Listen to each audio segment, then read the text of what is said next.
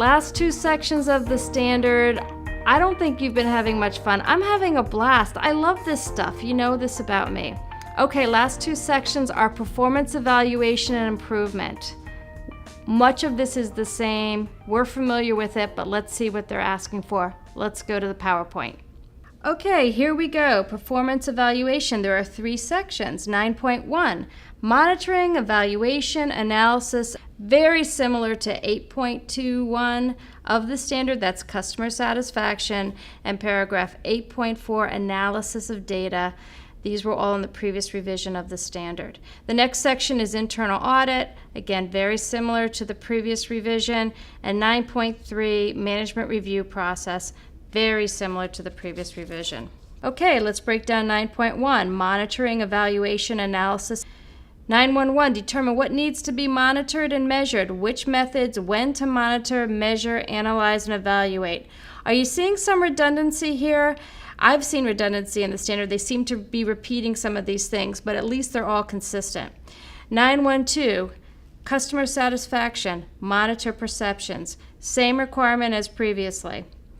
9.1.3, analysis and evaluation requirements, conformity to products and services, customer satisfaction, QMS effectiveness, planning effectiveness, effectiveness of risks and opportunities and actions, performance of external providers, that's your suppliers, and needs for improvement. Again, much of the same requirements that we've been used to having, some redundancy from previous paragraphs of the standard.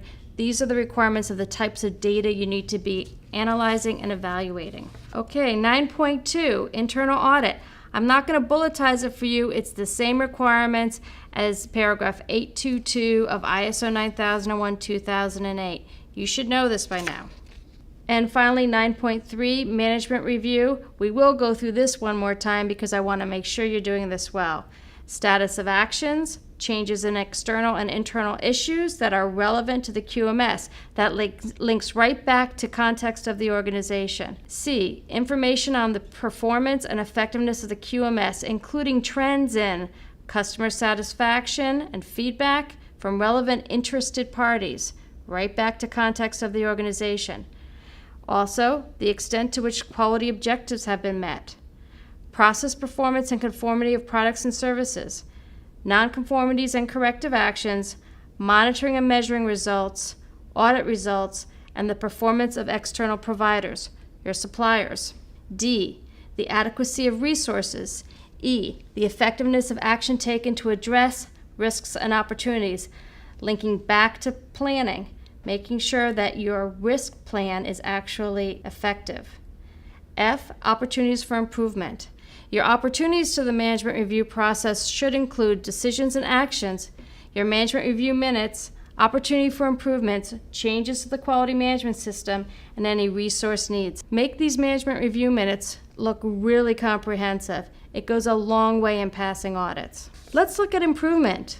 There are three sections: a general statement, products, services, future needs, and expectations. We need to look at correcting, preventing, or reducing undesired effects. We need to improve the performance and effectiveness of the quality management system. Next section, nonconformity and corrective action. Don't get confused by the title. They're just trying to marry nonconformities with the corrective action process. It's very similar to paragraph 852 of the previous ISO 9001. Here are the enhancements. We need to deal with the consequences. Also, determine if similar nonconformities exist or could potentially occur. Also, update your risk and opportunities determined during your planning. So if you did put together a risk register, like I asked, that is a live document. You continue to update it if there are issues associated with the outcome of your quality management system. You keep your risk register updated and alive. And make changes to the QMS if necessary. So corrective action needs to be a dynamic process, well thought out, and comprehensive. Finally, 10.3, continual improvement, very similar to our previous requirements. Notice that preventative action has been taken out of the standard. That's because of the heavy emphasis on risk management. Preventative action is inherent to risk management. We made it! Oh my gosh, how did that happen? Okay, so now we have a framework for what we need to do. You've got the videos accessible to you. I've provided you with the PowerPoints, and slowly but surely I'm adding tools that you can use to help you with the implementation process. That's all for now. I'll talk to you soon.